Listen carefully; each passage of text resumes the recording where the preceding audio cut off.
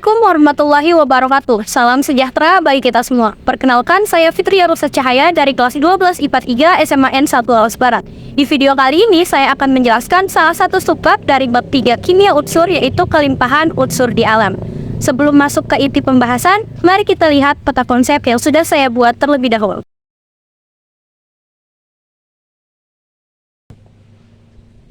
Nah, berdasarkan peta konsep tersebut, saya membagi materi ini menjadi 4 pembahasan. Langsung saja kita kupas satu persatu. Apa sih kelimpahan unsur di alam itu?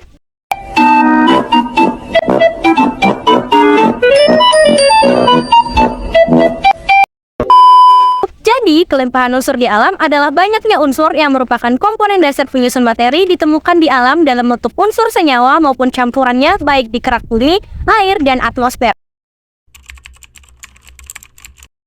Yang kedua adalah unsur golongan utama. Unsur golongan utama cenderung hanya memiliki satu keadaan oksidasi saja, artinya hanya memiliki satu bilangan oksidasi. Kita masuk di kelimpahan unsur golongan utama, yaitu gas mulia, halogen, alkali tanah, karbon.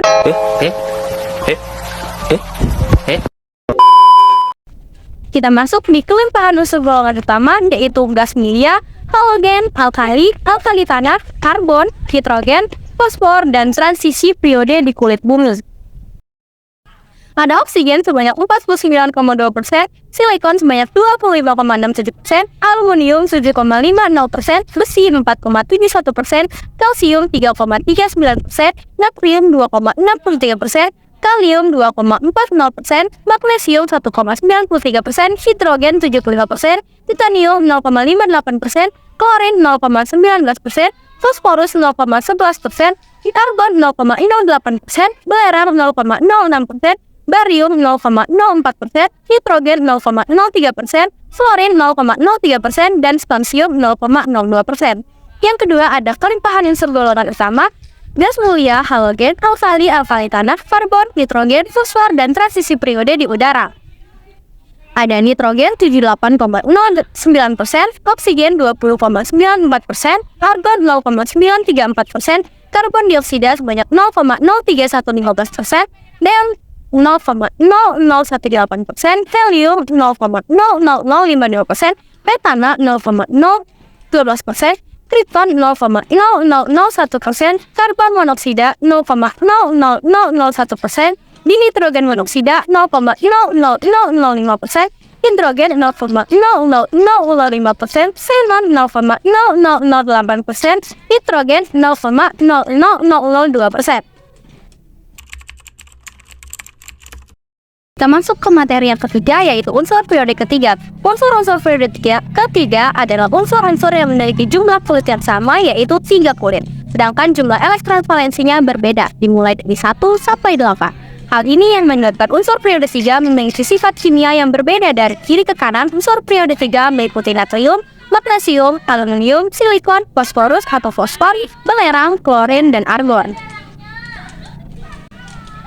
Kelimpahan unsur periode 3 di alam. Yang pertama ada natrium. Natrium adalah unsur kimia dalam sabar periodik yang memiliki simbol Na dan nomor atom 11. Natrium banyak ditemukan di berbagai mineral logam, misalnya sebagai NaCl, amfibolit, kriolit, soda nisar, dan zeolit. Natrium juga merupakan elemen terbanyak keempat di bumi, terkandung sebanyak 2,6% di kerak bumi. Yang kedua adalah magnesium. Magnesium adalah unsur kimia dalam tabel periodik yang memiliki simbol Ig dan nomor atom 12, serta berat atom 24,31. Magnesium juga merupakan unsur terbanyak ke-8 yang memiliki 2% berat di bumi, serta merupakan unsur terlarut ketiga terbanyak di air laut. Magnesium banyak dijumpai di alam pada lapisan-lapisan batuan dalam bantuan mineral seperti dolomit, magnesit, dan epsomit. Yang ketiga ada aluminium. Aluminium adalah unsur kimia yang mempunyai lambang Al dan nomor atomnya adalah 13. Aluminium adalah unsur logam yang biasanya dijumpai dalam kerak bumi yang terdapat dalam batuan seperti feldspar dan nikel. Terkandung sebanyak 7,6%, kebanyakan aluminium digunakan dalam kabel bertegangan tinggi. Yang keempat ada silikon. Silikon adalah unsur kimia yang memiliki lambang Si dan nomor atom 14. Silikon merupakan unsur kedua paling berlimpah di bumi setelah oksigen, yaitu mencakup 25,7% di kerak bumi. Silikon sering digunakan untuk membuat serat optik dan juga dalam operasi plastik. Yang kelima ada fosfor. Fosfor berupa berbagai jenis senyawa logam transisi atau senyawa tanah langka seperti zinc sulfida yang ditambah tembaga atau perak dan zinc silikat yang dicampur dengan mangan. Di alam fosfor terdapat dalam dua bentuk, yaitu senyawa fosfat organik pada tumbuhan dan hewan dan senyawa fosfat anorganik pada air dan tanah. Fosfat organik dari hewan dan tumbuhan yang mati diuraikan oleh dekomposer menjadi fosfat anorganik. Fosfat anorganik yang terlarut di air tanah atau air laut akan terkikis dan mengendap di batuan sedimen laut. Oleh karena itu, fosfat banyak terdapat di batu karang dan fosil. Yang keenam ada belerang. Belerang adalah unsur kimia yang memiliki lambang S dan nomor atom 16. Di alam, belerang dapat ditemukan sebagai unsur murni atau sebagai mineral-mineral sulfit dan sulfat. Ia adalah unsur penting untuk kehidupan dan ditemukan dalam dua asam amino. Yang ketujuh ada klorin. Klorin adalah unsur kimia yang memiliki lambang Cl dan nomor atom 17. Dalam bentuk ion, klorida unsur ini adalah pembentuk garam dan senyawa lain yang tersedia di alam dalam jumlah yang sangat berlimpah dan diperlukan untuk pembentukan hampir semua bentuk kehidupan termasuk kehidupan manusia. Dalam bentuk gas, klorin berwarna kuning, tinjauan, dan sangat beracun. Dalam bentuk cair atau padat, klorin sering digunakan sebagai oksidan, pemutih, atau disinfektan. Yang terakhir ada argon. Argon merupakan gas yang tidak berwarna dan tidak berasa dan juga tidak reaktif seperti halnya gas bunga yang lain. Terdapat sekitar 1% argon di atmosfer yang terbentuk sebagai akibat dari proses sinar kosmik. Kita masuk ke materi yang terakhir, yaitu unsur periode keempat. Unsur periode keempat atau yang juga disebut dengan unsur transisi adalah unsur-unsur yang konfigurasi elektronnya berakhir pada subkulit D dan subkulit F. Unsur transisi yang elektron valensinya berakhir pada subkulit D disebut unsur transisi luar. Sedangkan unsur transisi yang elektron valensinya berakhir pada subkulit F disebut unsur transisi dalam.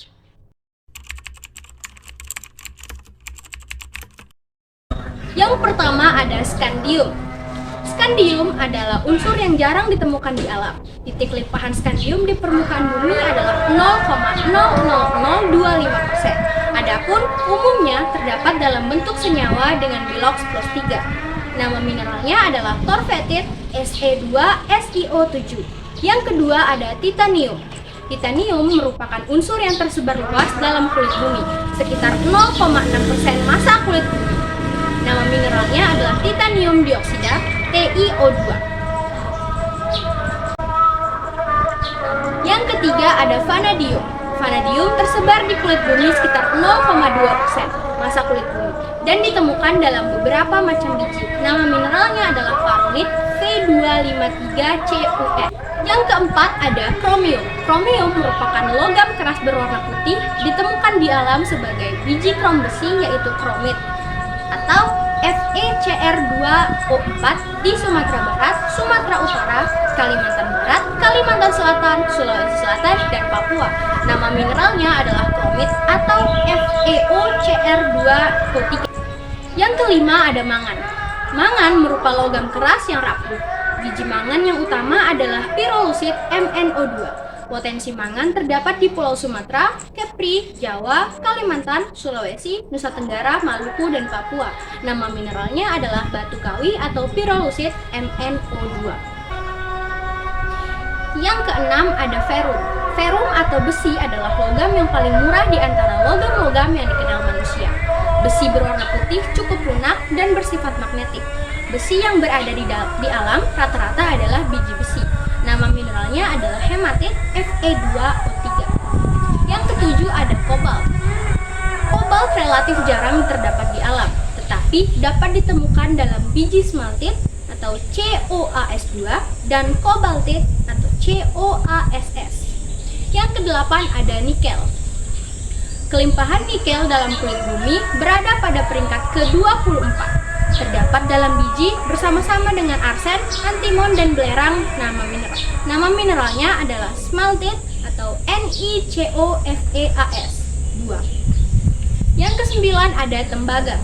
Tembaga adalah unsur yang jarang ditemukan di alam. Tembaga dalam bentuk logam memiliki warna kemerah-merahan, namun lebih sering ditemukan dalam bentuk berikatan dengan ion-ion lain seperti sulfat. Nama mineralnya adalah cuprit atau Cu2O. Yang terakhir adalah seng. Seng yang terdapat di alam sebagai senyawa sulfida seperti seng sulfida atau ZNS, senyawa seng karbonat atau ZnCO3, dan senyawa silikat seperti hemimorfit atau ZNO